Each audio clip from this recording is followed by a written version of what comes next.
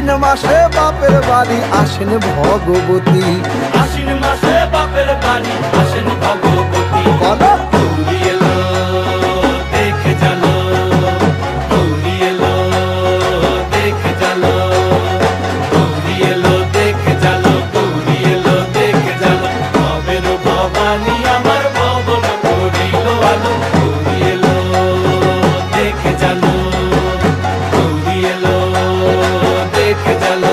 ও দেখি সিংহের উপর উইঠা চুরি, অসুরের টিকি ধরি গলায় দিছে সাপ জড়াইয়া বুকে মারছে খুঁচা। কি